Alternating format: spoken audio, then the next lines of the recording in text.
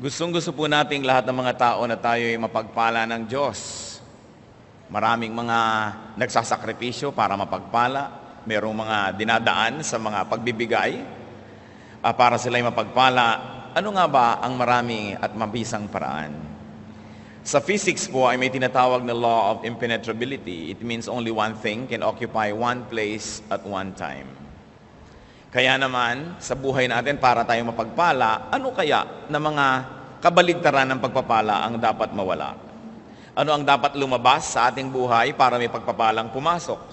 Ano ang dapat na itigil at mahinto para magsimula ang pagdaloy ng pagpapala? Ang atin pong mensahe, pinamagatan nating 7 steps for a blessed life. 7 dapat itigil at ang pagpapala ay dumaloy o kaya magsimulang dumaloy ng lubusan. Salamat po aming Diyos sa bulwagang ito. Salamat po sa kalayaan naming sumamba sa inyo sa sandaling ito. Salamat sa ligaya na ibinibigay ng pagsamba. Salamat sa mga awit at sayaw, sa tugtog. Salamat sa tinatamasa naming kalusugan, Panginoon. Sa paglapit namin sa iyo, patuloy kaming nagpapalinis. Humihingi kami na linisin niyo kami ng inyong dugo. Patawarin niyo po kami sa aming mga kasalanan at bigyan kami, Panginoon, ng bagong puso, bagong diwa, bagong pananaw. Ilapit mo sa amin, Panginoon, ang iyong liwanag at nang sa ganon ay matapunan ng liwanag ang aming mga kadiliman. Buksan niyo po ang aming isip. Bigyan niyo po kami ng pusong mapagpakumbaba na handang makinig at sumunod sa inyo. At nawa ang salita niyo, Panginoon, ay mag-ugat, yumabong, mamulaklak, magbunga sa aming buhay. Ayaw namin, Panginoon, ang basta relihiyon lang. Ayaw po namin ang basta mga ritual at programa. Ayaw namin ang basta worship service lamang. Ang gusto po namin, Panginoon, makipagniig sa inyo. Kasihan niyo po kami sa aming pagsamba. Buksan ang aming tainga na marinig ang inyong mga katuruan at ang aming puso upang sumunod dito. Nawa, Panginoon, kami magkaroon ng kapayapaan kung sino man ang maaring ginugulo, binabagabag ng iba't ibang mga alalahanin.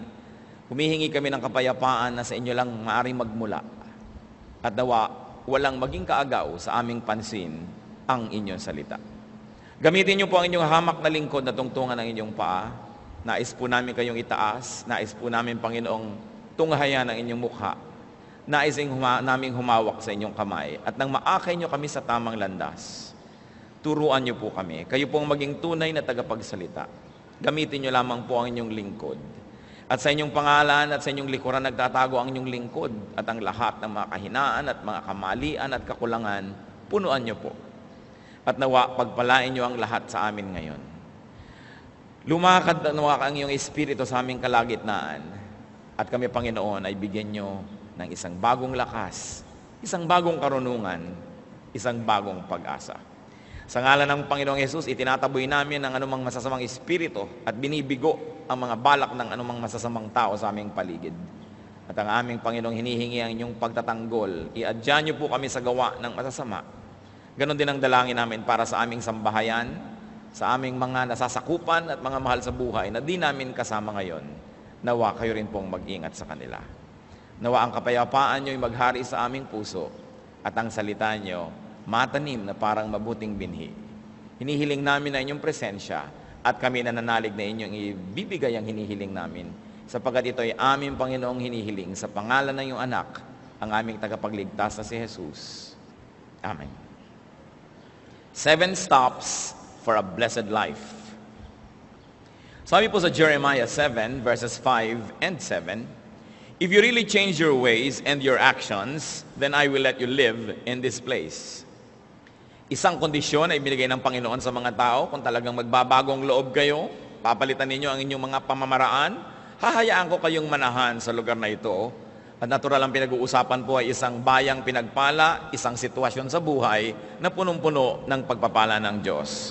Kaya sabi niya, "If you change your ways, I will bless you."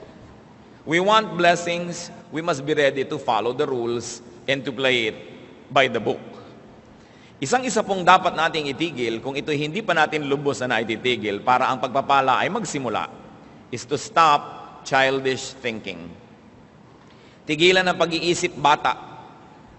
Pwede nating mithiin na magmukhang bata, hindi naman siguro masama. Pero ang mag-isip bata ay dapat ng talikuran. Because it is limited, simplistic, and selfish. 1 Corinthians 14:20, brothers, stop thinking like children. In regard to evil, be infants. But in your thinking, be adults. So, atin pong bigyan ng diin, in regard to evil, be infants. Sa lahat ng bagay na may kaugnayan sa kasalanan at kasamaan ay maging isip bata, maging isip musmos.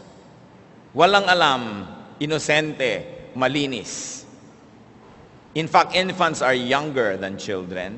So better and cleaner and purer than children is what God requires. And in regard to thinking, be adults. Sa paggawa ng masama, walang muang.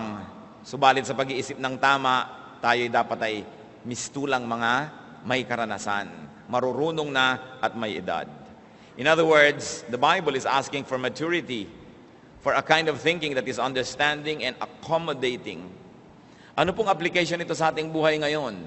Tayo po ba ay nag-iisip bata pa?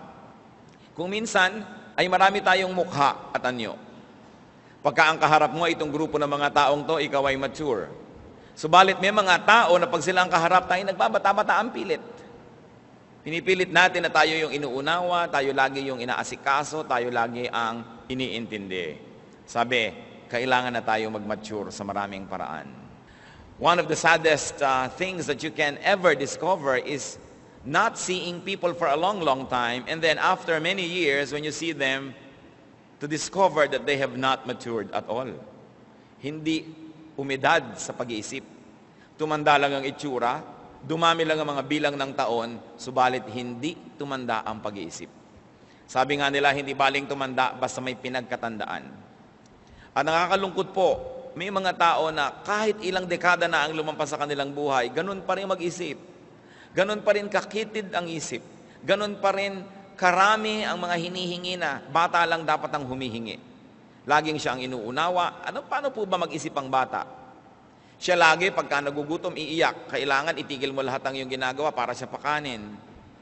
Pagka meron siyang hindi gusto, iiyak. Dadaanin ka sa iyak, iba-blackmail ka. Emotional blackmail. Hindi siya marunong magpakain sa sarili, papakainin mo pa.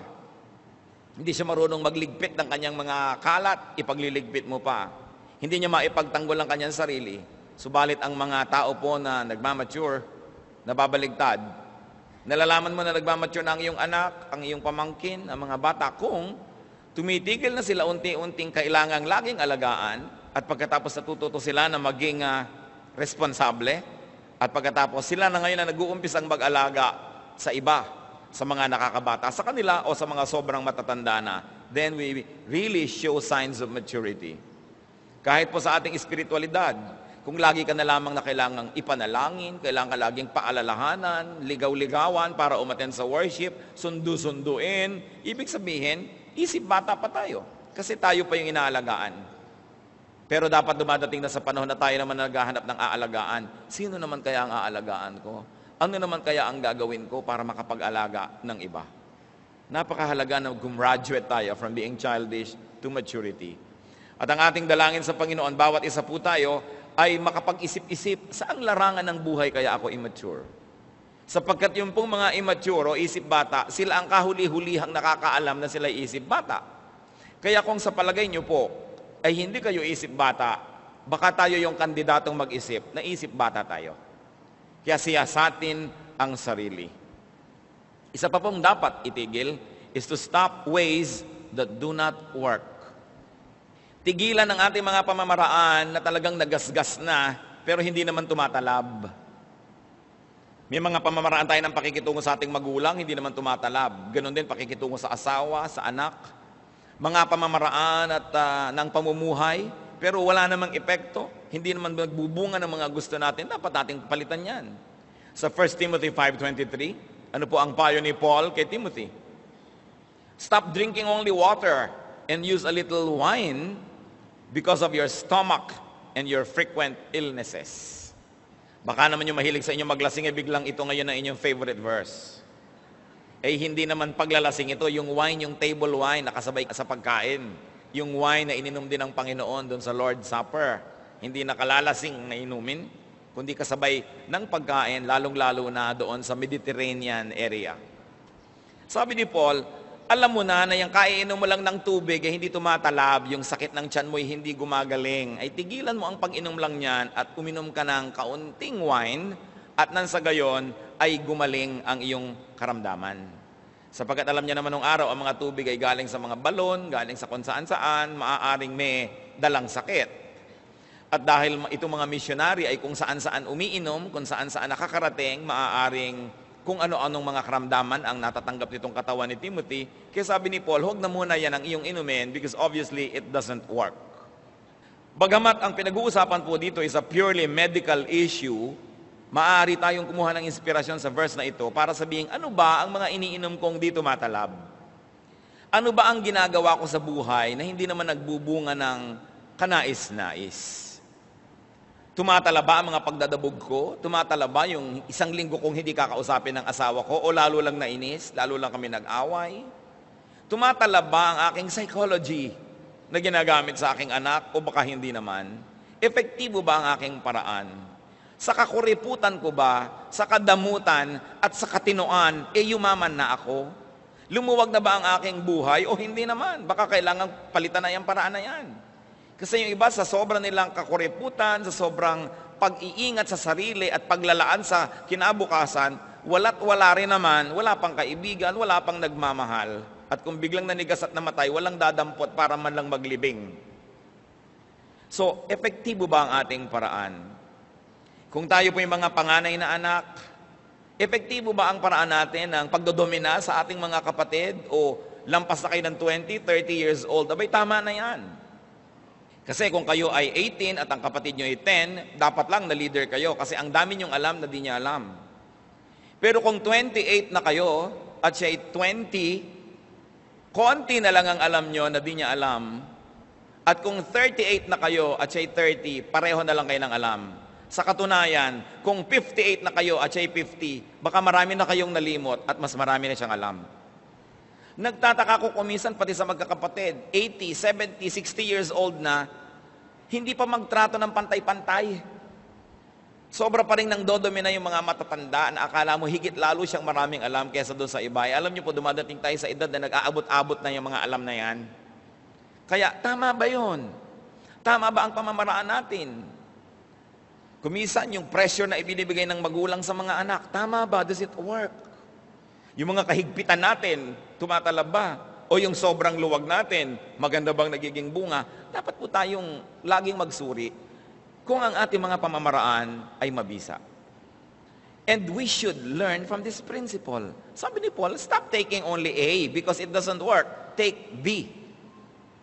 What else should we stop? Stop when you have to give way. Kung kailangan magparaya, kailangan magbigay daan, kailangang magbigay ng espasyo para sa iba, maaari natin yang gawin. Stop talking to give way to inspired speakers. Stop being a hindrance to blessing. Stop hogging the limelight if an anointed person must be given attention. Kung minsan po, laging gusto natin tayo ang nangingibabaw, tayo ang nangunguna, tayo ang merong last say, tayo ang lagi na lamang merong final authority, mag-isip-isip tayo.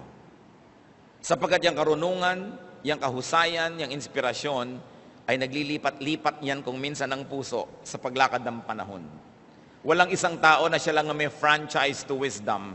Kahit pa nga siya ang pinakamatanda, kahit pa nga siya ang pinakamarunong dati, o kahit pa nga siya ang pinakamaraming pera.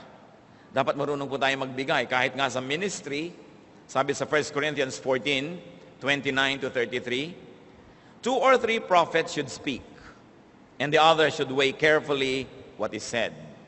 And if a revelation comes to someone who is sitting down, the first speaker should stop.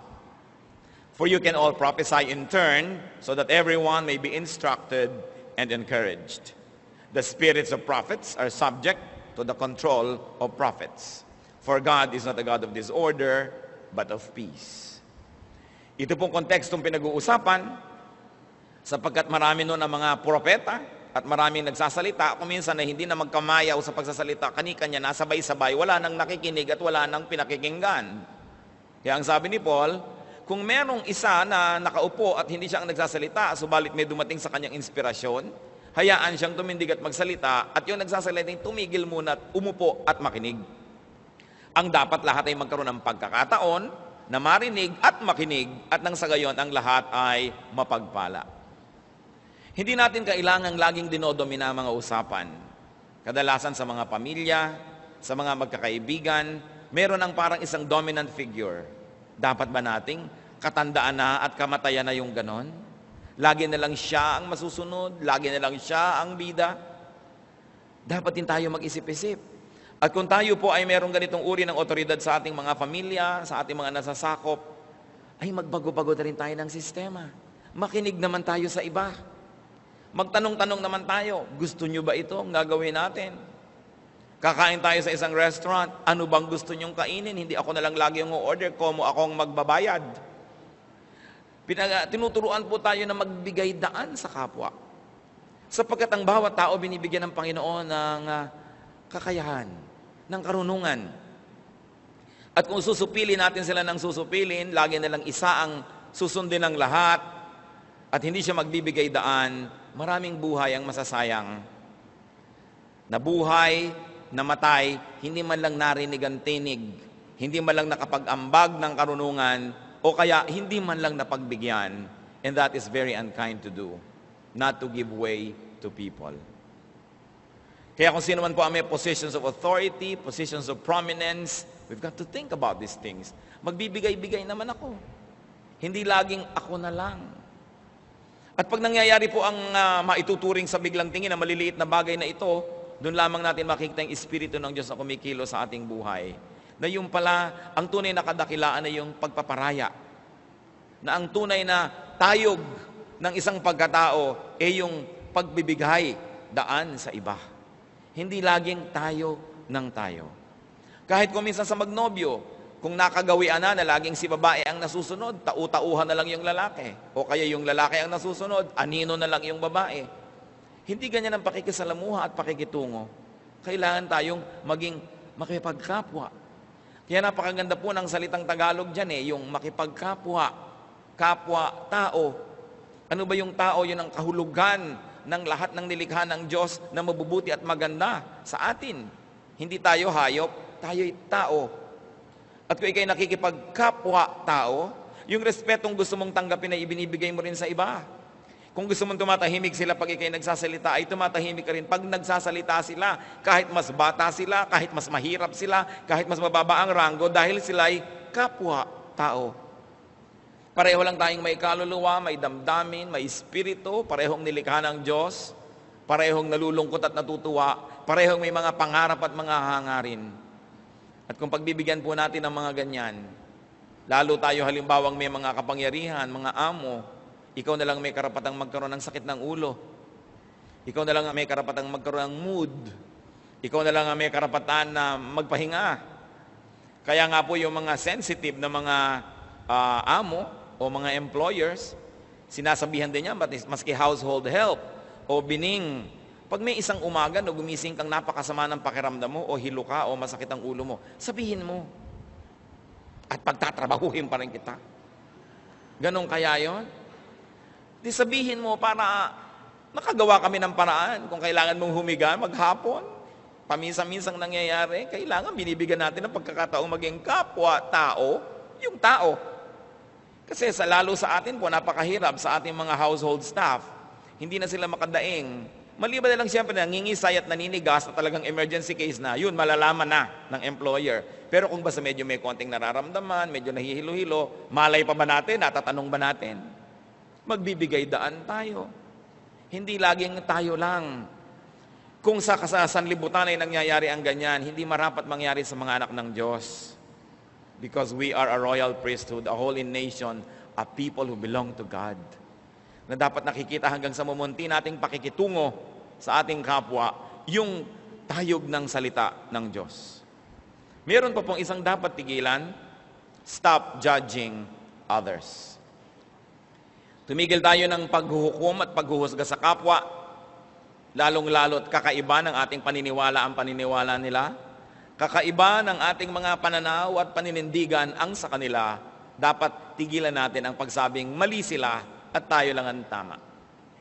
Dapat nating tigilan ang pagsabi sa mga taong sila ay naliligaw dahil lamang hindi tama, hindi landas natin ang kanilang sinusunod. Romans 14 verses 1 to 13, ito po tungkol sa paghuhusga ng mga Kristiyano sa kapwa Kristiyano sa mga issues ng buhay. Accept him whose faith is weak, without passing judgment on disputable matters. One man's faith allows him to eat everything, but another man whose faith is weak eats only vegetables. The man who eats everything must not look down on him who does not, and the man who does not eat everything must not condemn the man who does, for God has accepted him. Who are you to judge someone else's servant? To his own master he stands or falls, and he will stand, for the Lord is able to make him stand. Ano pong unang binabanggit dito? Kasi meron noon mga tao na Hudyo ang kanilang pagiging background. Pagkatapos meron naman ng mga Gentiles na naging Kristiyano. Alam niyo po yung mga Hudyo, maraming di kinakain. Ngayon, yung mga Gentiles, lahat ng gumagapang, lumilipad, tumatakbo, lumalangoy, kinakain. So, i-judge naman ng mga Gentiles yung mga Hudyo. Ang arte-arte nyo naman. Yan, ang dami-dami yung hindi makain. Samantalang pinalaya na tayo ng Panginoon, nakainin ng lahat. Yun namang mga Jews, i-judge nila yung mga Gentiles. Makasalanan kayo. Kumakain kayo ng palaka. Kumakain kayo ng mga hito. Kumakain kayo ng burong talangka, etc., etc. At sila ay nagsisiraan. At sabi ni Paul, huwag kayong ganyan. Kung ang gusto mo lang kainin ay gulay, gusto mo vegetarian ka, di vegetarian ka, pero humuhusgahan yung kumakain ng mga lumilipad na insekto. At ikaw naman, kumakain ka ng dinosaur, huwag mong pintasan yung gulay lang ang kinakain. Sabi, kanya-kanya tayong konsyensya, tumaharap tayo sa Diyos tungkol dyan. One man considers one day more sacred than another. Another man considers every day alike. Each one should be fully convinced in his own mind. So meron namang sobrang legalista kung kailan ang Sabat. Meron namang nagsasabi na, basta ang sabi ng Panginoon, 6 days of work must be broken by a 7th day of rest. Sa factory ako nagtatrabaho Tuesday ang off ko. Bakit ko ipipilit na maging Sabado yon? Matatagalan ako ng trabaho. Sabi naman nung nagpipilit na Sabado, di matagalan ka ng trabaho, magutom ka, pero sundin mo dapat ang Sabat, Sabado. Mag-aaway-aaway ngayon sila. Sabi ni Paul, may taong ang tingin niya sa isang araw na yun ang banal. Mayroon namang isa, ito ang banal. Di huwag kayong mag-away. Hayaan mo siya. Kasi lahat naman ng araw sa Diyos ay pareho. Siya naman ang lumikha ng lahat ng araw. At ang itinuturo po ng Biblia, on the 7th day you will rest. 6 days you shall labor, and on the 7th you rest. Mahalaga ba kung saan tumama yung 7 o ang mas mahalagay, pinagpapahinga ka ng Diyos na walang 7 araw na tuloy-tuloy na pagtatrabaho? Magpapahinga ka.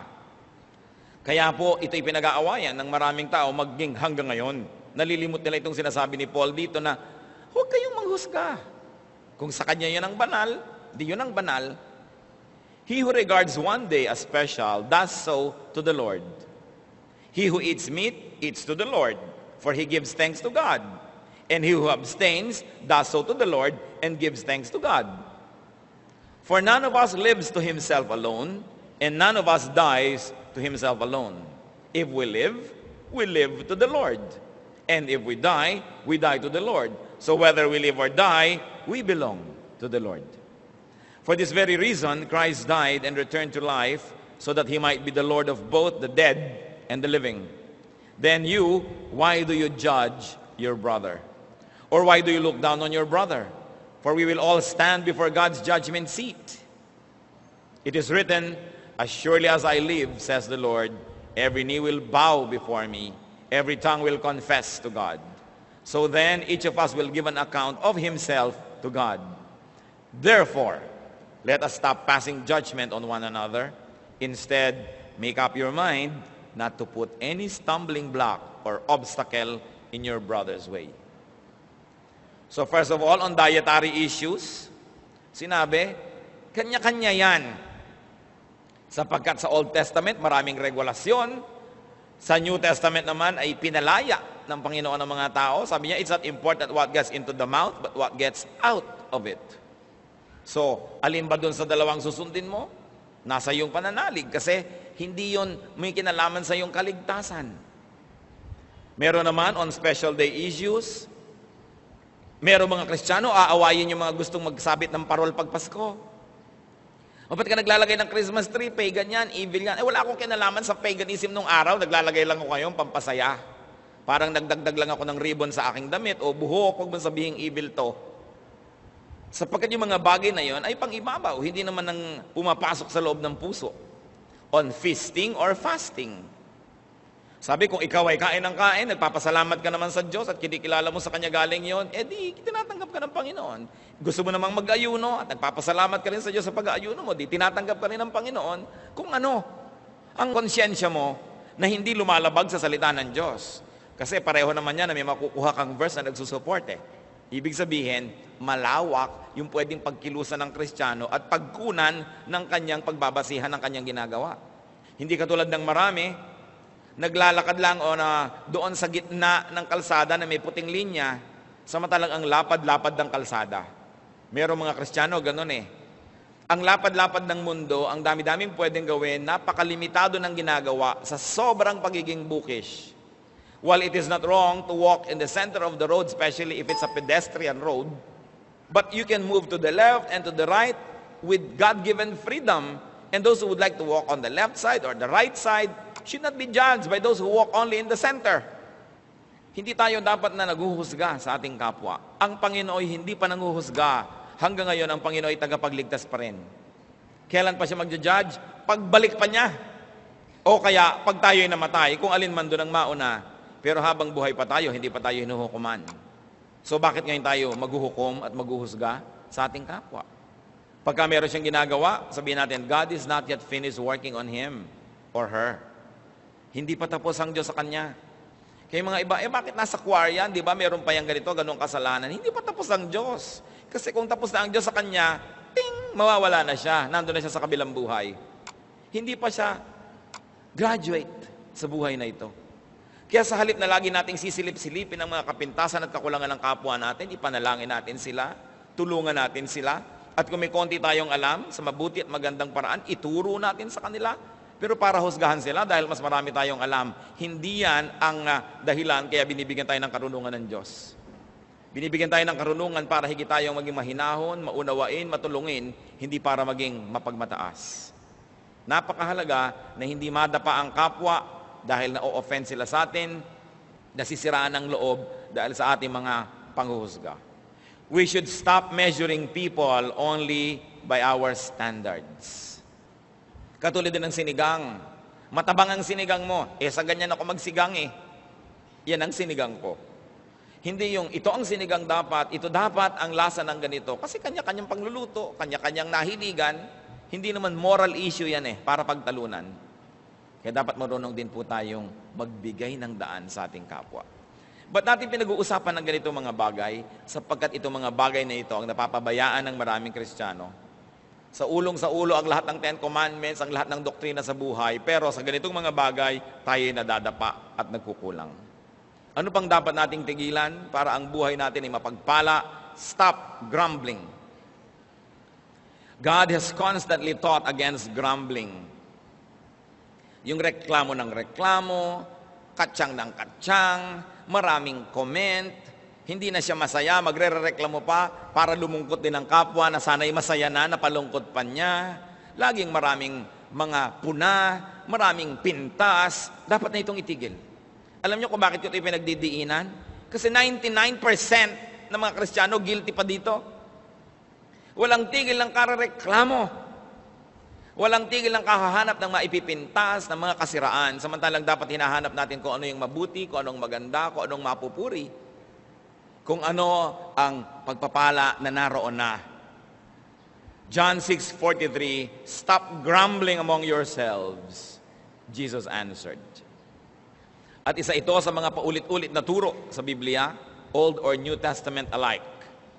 Stop grumbling. Wives, what are you grumbling against your husband? Ano ang mga reklamo nyo at mga katsang-katsang tungkol sa inyong asawa na para bang pwede pa kayo magpalit? Habang nagre-reklamo ka ng nagre-reklamo, yung reklamo mo lalong lumalaki, lalong lumalalim, lalong tumitibay, kaya lalong nagkakaroon ka ng dahilan para magreklamo. Samantalang habang pinupuri mo ang iyong asawa, yung mga kapuri-puring bagay sa kanya, lalo namang tumitibay, lalong lumilinaw, kaya lalo mo siyang namamahal at nababawasan ang iyong pagrereklamo. Husbands, you grumble against your wives. Mas vocal kasi maraming beses yung mga wives mag-grumble against their husbands among themselves. Very seldom that husbands are grumbling against their wives among themselves. But it's more often that wives among themselves are grumbling against their husbands. Kaya napaka-importante na mabae ka man o lalaki, husband or wife, anak ka, grumbling against your parents, at hindi ka maghanap ng maipupuri at maipagpapasalamat. Stop grumbling. Kung minsan nakakalungkot, ang marami pang grumbling na nangyayari, mga reklamo, among workers in the church, among Christian people, grumbling against the choir director, grumbling against everybody, samantalang nasa church na nga. Mga kapatid, I can never be so repetitious enough. Kasi nakikita ko nangyayari ito sa buong paligid. Ang mga tao, napakagaling magreklamo. Sinisilip ang kapwa, yung mga privileges ng iba, yung mga tinatamasa ng iba, lagi nilang tinutuos, hindi ipagpasalamat kung ano yung nasa kanila. Magkakapatid na reklamuhan ng reklamuhan laban sa isa't isa. Nag-aagawan ng mga mana, sira-sira lang naman piano at isang dangkal na lupa. Magkakagagalit, grumbling against each other. Mga magbiyanan, yung mga manugang na walang ginawa kundi pag-usapan yung kanilang biyanang babae at chismisin at reklamuhan ng reklamuhan ang mga kanyalang mga kapwa. Alam nyo, meron akong 2 kilalang babae na talaga namang huwaran. Pwede natin ipagpagawa ng monumento kung paano umibig sa kanilang biyanan. At hindi si Ruth yun, matagal na siyang yumao. Mga babaeng nandito ngayon sa ating kapaligiran na talaga namang pag silang nakakausap mo, parang dapat lahat ng tao magkabiyanan. Pero natitiyak ko na ang mga biyanan nun may kakulangan din. Pero dahil nagpasya sila na mahalin ang kanilang mga biyanan. Alam nyo yan ay pagpapasya. If you decide, every little aspect of your life will follow the grand design and the big decision. But if you have decided on the other side, then every little act and thought that comes into your life will follow that direction of grumbling. Yun pong mga hindi na natin mapapalitan na karakter ng buhay natin, magpasya na tayong mahalin sila. Sapagkat pag pinagpasyahan natin yan, madali nang sumunod ang maliliit na detalye ng ating buhay. Kung meron naman po tayong mga valid complaints, talagang dapat, anong dapat gawin? Di pag-usapan. At kung talagang humahanap po tayo ng solusyon sa ating mga reklamo, hindi natin sinasabi ang reklamo natin kung kani-kanino. Pumupunta tayo doon sa tao na itinuturing nating pinagmumulan ng suliranin at tayo ay sa mahinahon na paraan humahanap ng solusyon. Kasama sila. So you don't talk about people, but you talk with these people. Then something positive will happen. Pwede po bang tandaan natin itong mabuti? Kasi nakakamalat na tong topic na to Yung stop grumbling, yung stop talking about people but talk with people with whom you have a problem para malutas. Because when you talk about people, the problem will never be solved. And because walls have ears and potatoes have eyes, even corn has ears. Anong mangyayari? Makakarating sa pinag-uusapan nyo yung balita. Magsasalita din siya, makakarating sa inyo, lumala na ng lumala, samantalang hindi naman kayo nag-uusap. Ito isa na nating palitan na paraan. Napakalaki ng bigat na mawawala sa pasanin ng tao. Kung matututo na lang tayo na kausapin yung taong sa palagay natin ay may kinalaman sa suliranin, pero huwag siyang pag-usap-usapan. There's always a proper forum for everything. At dapat may kaayusan. 1 Corinthians 14:40, but everything should be done in a fitting and orderly way. May isa pa pong dapat tayong tigilan. Stop doubting. Faith is everything. John 20:27. Then he said to Thomas, this is the Lord saying to Thomas, put your finger here, see my hands, reach out your hand and put it into my side. Stop doubting and believe. Mga kapatid, mag-isip tayo. Anong pangako ng Diyos ang pinagdududahan nyo? Anong salita ng Diyos na napakalinaw sa Biblia ang pinagdududahan nyo? Sabi ni Lord, stop doubting. Believe. Ang nangyayari sa ating buhay ay inuukit at binibigyan ng anyo at kulay ng ating pananampalataya. Ang maaari lang maganap ay yung lang pinaniniwalaan natin. Faith can extend or limit us. Kaya napakahalaga, panindigan ang mga pangako ng Diyos. Hindi ibinigay, hindi isinulat ang mga pangako ng Diyos para pagdudahan. Ibinigay yan para panindigan, panghawakan, sandalan, tindigan, para tayo magkaroon ng kapayapaan, katahimikan, kaayusan sa ating buhay. Ang lahat ng patuloy pa ring nerbyoso ay kulang ng pagtitiwala sa salita ng Diyos. Ang mga lagi pa rin na sinasakmal ng takot ay kulang ng pagtitiwala sa mga pangako ng Diyos.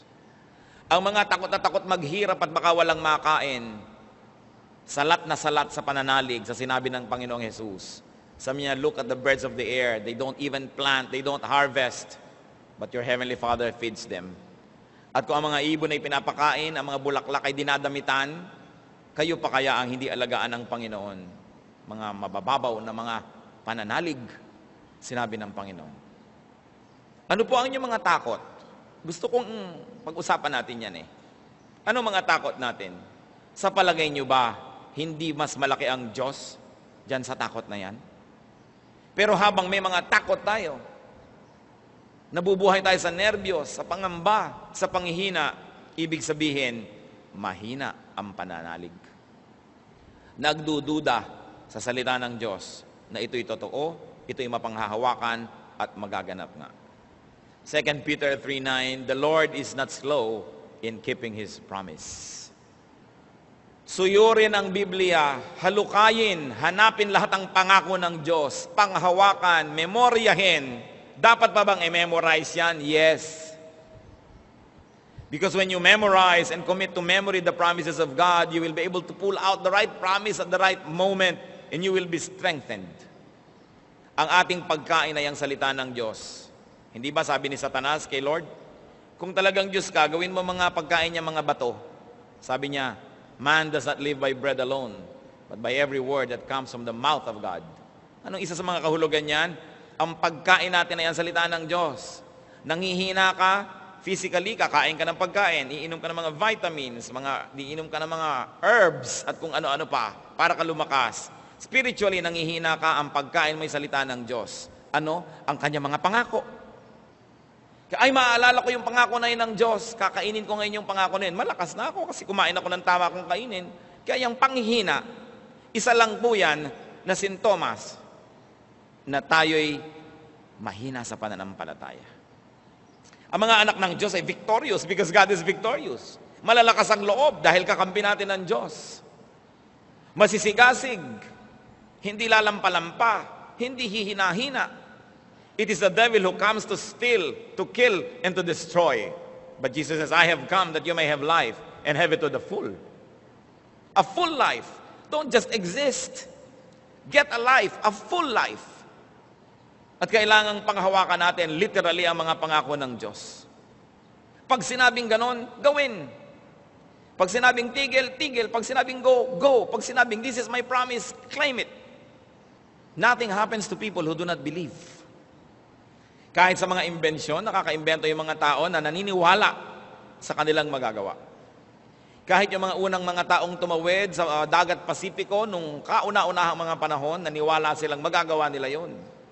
Yung umakyat niya sa mga Mount Everest, naniwala silang magagawa nila. Pero yung mga, naku, hindi pwede yan, mahirap yan, talagang walang nararating. Kahit yung mahihirap na tao na napaasenso ang sarili sa tulong ng Diyos, dahil naniwala silang magagawa nila. Habang lahat ng kanilang mga kaibigan ay nag-give up na at nag-adik-adik na lamang, may mga nagpilit pa rin mag-aral, pinilit magsikap, ngayon umasenso sa buhay dahil naniwala sila. Yung paniniwala natin ang bubuo o sisira sa ating buhay. Kaya kailangang paniwalaan. Pati po ang ating mga anak, kung naniniwala tayong sila'y mahusay, naniniwala tayong marami silang magagawa, nagiging mahusay at maraming ang nagagawa. Pero pag naririnig kayong, yung anak ko na yan, bubing yan eh. Walang pag-asa. Ganyan lang. Nagiging ganun ang performance nila. Kasi sila man na nawawala ng pananalig sa sarili. Kasi sinira na natin ang loob. At kung may isa pa tayong dapat pag-usapan ngayon, na dapat tigilan, stop sinning. Remember the law of impenetrability. Only one thing occupies one place at one time. So anybody who sins has no space for holiness. And if there's no space for holiness, there's no space for God. If there's no space for God, there's no space for blessedness, for victory, or for fruitfulness. 2 Corinthians 5:17. If anyone is in Christ, he is a new creation. The old has gone. The new has come. Ilang beses na dapat nating bigkasin, basahin, usal-usalin ang mga salitang ito bago lubos nating maunawaan. Na ang isang taong na kay Kristo ay isang bago ng nilalang. Pero marami nagsasabi, born again ako, bagong nilalang, new creation, pero old habits, old sins, old ways. A new spirit is not compatible with old sinful hearts. There has got to be renewal all the way. Matthew 9:17, neither do men pour new wine into old wineskins. If they do, the skins will burst, the wine will run out, and the wineskins will be ruined. No, they pour new wine into new wineskins, and both are preserved. Napakaganda po ng talinghaga na ginamit. Kung may bagong alak, hindi pwedeng ilagay sa lumang sisidlan na usually mga leather, mga skin ng hayop. Sapagkat sasabog lang yon kung may bago kang ilagay. Sabi, lumang sisidlan, lumang alak. Bagong sisidlan. Bagong espiritu, bagong puso. Bagong tao, bagong buhay. Napakasimple ng analogy. There should be new ideas, new ministries, new actions if we have a new heart. 1 Corinthians 15:33-34. Do not be misled. Bad company corrupts good character. Come back to your senses as you ought and stop sinning. New life, new friends. New lifestyle. At kung tayo may nakikitungo sa mga dati nating mga pinakitutunguhan, ay dahil lamang gusto natin silang akayin sa tama, hindi para mulit-muli nila tayong hilahin pababa. At kung nakakahalata tayo ng ating mga dating mga kapalagayang loob ay hinihila tayo pababa, dapat kahit man lang pansamantala na tayo'y umiwas sa kanila hanggang tayo'y maging malakas, hanggang dumating tayo sa punto na gano'n na tayong kalakas na pag tayo nakikisalamuha sa kanila'y sila ang nahihilan na natin pataas. Pero hindi maaari na umasa tayo na magkaroon ng bagong buhay, pero lahat ng mga luma nating mga pakikitungo na may kasamaan, kamalian at kasalanan ay ipagpatuloy pa. Meron pa nga nakikiusap sa akin, Pastor, pwede po ba tayo mag-Bible study sa aming bahay? Saang bahay? Sa bahay po namin ni ganon. Panginoon kong Diyos, ika-4 mo ng asawa yan. At buhay pa yung 1, 2, 3. Ngayon, gusto mo mag-Bible study tayo sa bahay nyo. Eh di para ko na ngayong inirecognize itong relasyon na ito. Gusto mo pala mag-Bible study, tanggalin mo muna sa buhay mo yung 2, 3, 4. At mag-ayus-ayusin mong yung buhay. Kasi oras na nakasanayan na yon, hindi na mahapdi, hindi na masakit. Ang kasalanan na inaalagaan ay wala ng kirot. At katunayan yan, pag nakasanayan ng kasalanan, pag tinatanggal mo, dun pa ngayon makirot. Pero parang isang bulok ng ngipin, ayaw mong ipabunot sa dentista dahil masakit ang pagbunot. Kaya pagtsatsagaan mo na lang na buong buhay, sumasakit-sakit. Sa buhay po natin, kung minsan kailangan ng drastic surgical procedures. Merong dapat pinuputol. Hindi na pinag-iisipan pa, lalo't malinaw na inuutos ng salita ng Diyos na dapat tanggalin sa ating buhay. Kaya nga po yung isang taong pinagaling ng Panginoon, nung makita niya muli doon sa may templo, sa John 5:14, later Jesus found him at the temple and said to him, "See, you are well again. Stop sinning or something worse may happen to you. Para po tayo tulad ng taong ito, may sakit, may karamdaman, pinagaling na ni Jesus. At nung makita ni Lord dito sa bulwagan ng Panginoon, kasi sa temple daw nagkita di ba itong ating temple? Sa niya, aba, magaling ka na pala, ha? Di ba't pinagaling kita? Opo. Sabi ni Lord, tigil-tigilan na ang mga kasalanan, ang pagkakasala, dahil maaring may mas masahol pang mangyari sa iyo kaysa nung bago kita pinagaling. Stop sinning or something worse may happen to you. That is from the mouth of the Lord. At sa palagay nyo, ito'y isinulat sa Biblia para lang tingnan natin as history. No, this is current events because this is universal message. It's telling us, stop sinning or something worse may happen to you. So do not just wish and pray for blessedness. Take concrete steps. Take sure steps to a blessed new year and a blessed new life. Ano po ang mga 7 stops natin? Stop childish thinking. Stop ways that do not work. Stop talking to give way to others. And of course, it's not only talking. It means give way to others. Stop judging others. Stop grumbling. Stop doubting. And very importantly, stop sinning.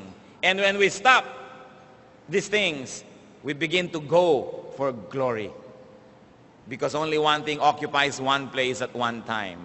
Unless you stop doing wrong, you cannot begin doing right. Heavenly Father, thank you for your reminders. Salamat sa kabutihan nyo. Salamat sa mga paalala. Dalangin namin, ito man lang 7 na pinag-usapan, mabigyan namin ng pansin sa buong taon. Huwag mawala sa aming alaala. Maipamuhay namin. At Panginoon, kami po'y pumuposisyon doon sa daanan ng iyong pagpapala. Sa pagsunod namin sa iyong mga salita, isinasahod namin ang aming mga kamay para tumanggap ng iyong mga pagpapala. Nawa ay dinggin mo ito. At nawa ang pagbabago'y makita mo sa amin. At nang sa gayon, matupad ang mga mabubuti mong hangarin sa amin. Mga kapatid, panandalian tayong magbulay-bulay. Kung alin man sa 7 ang dapat bigyan ng madiin na pag-iisip, mag-isip-isip. Humingi ng kapangyarihan sa Diyos na siya'y ating masunod. At nawa magkaroon tayo ng tunay na isang pinagpala, hindi lang na bagong taon, kundi isang buhay na punong-puno ng pagpapala.